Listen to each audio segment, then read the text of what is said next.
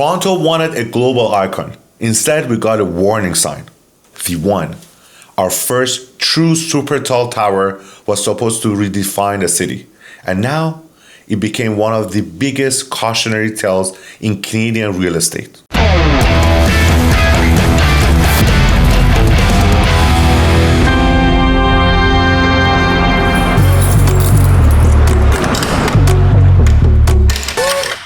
Hi, I'm Marco Momeni, 24 years in Toronto's real estate. I've seen incredible success stories, and I've seen the kind of failures no one wants to talk about. But this is on another level. At Yonge and Bloor, the most valuable intersection in the entire country, the vision was bold. Canada's first super tall residential tower, over 300 meters, luxury everywhere, a penthouse price north of $30 million. It was marketed as something only global cities pull off. Dubai, New York, Shanghai. Toronto finally wanted its moment. But here's what most people don't realize. The original developer had never built a super tall before. Not even close. They had mid-rise experience, boutique projects, but a 300-meter engineering monster? That's a completely different world.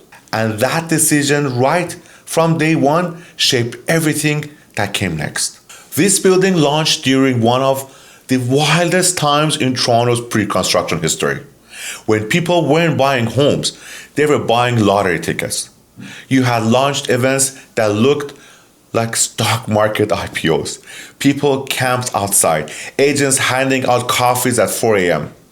Small units selling at $800,000, one bedrooms pushing $1.2 million. But most of those buyers never planned to live here. They just wanted to flip the contracts, sign it, walk away with quick money. It was a speculation on top of a speculation. And the One became the symbol of that entire mindset. And then it all changed. Interest rates shot up faster than anyone expected, the fastest climb in modern Canadian history. Cheap money disappeared. Assignments froze. Banks tightened qualifications. And suddenly, buyers who thought they can flip for profit couldn't find a buyer. Investors who expected a cheap mortgage couldn't get approved. People walked away. This wasn't just a slowdown, it was a full-blown shockwave. And here's the reality. The One wasn't in perfect shape even before rates went up. We had redesigns, legal disputes, the Apple Store fight, massive cost overruns, construction delays, and financing issues, all piling up. When rates spiked, everything snapped. In October 2023, the court stepped in. The One was officially placed into receiverships after defaulting on more than $1.6 billion in loans. And to be clear, these weren't the small debts. KingSett Capital, one of Canada's largest private lenders, about $1.23 billion. Pano Bank, a major South Korean bank operating here in Canada, about $315 million. The court removed the developer. Control went to the receiver. This wasn't delay, it was a full reset. After months of analysis, the court brought in a powerhouse builder to stabilize the project. In 2024 and 2025, Tridel took over project management, construction, and sales. It brought a structure, something the project desperately needed. But the timeline changed again. The new expected completion, early 2028. Meanwhile, some buyers will have waited almost a decade.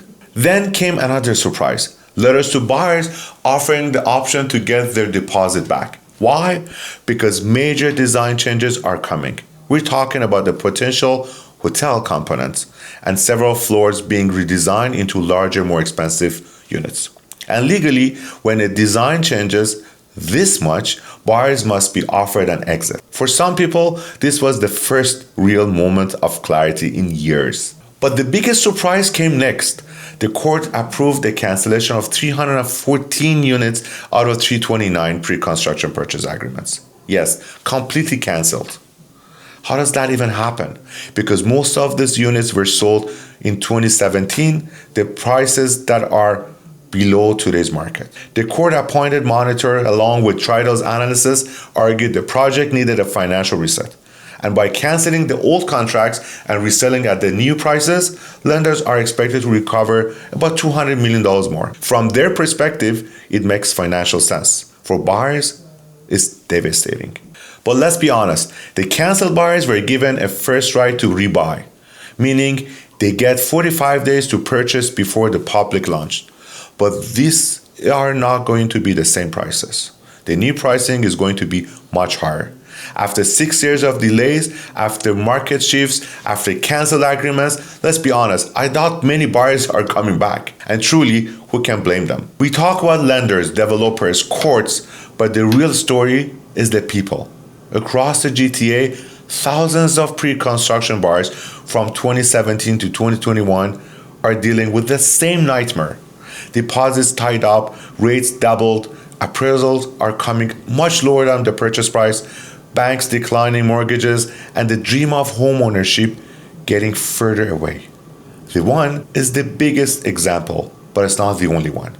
Today, the One stands half finished, a massive reminder of what happens when a speculation overruns fundamentals. The building isn't a failure, the system behind it is. For years, we built a condo market on cheap money, a speculative flipping, blind optimism, and the belief that prices only can go up. The One is the moment that this belief finally cracked. The One will be finished. Well, I hope at least it does. But the lessons it leaves behind are bigger than the tower. A healthy market needs fundamentals, not hype. Real demand, real homes, real value. What do you think? Is the One just a unique disaster or warning about where the GTA market is heading? Let me know in the comments.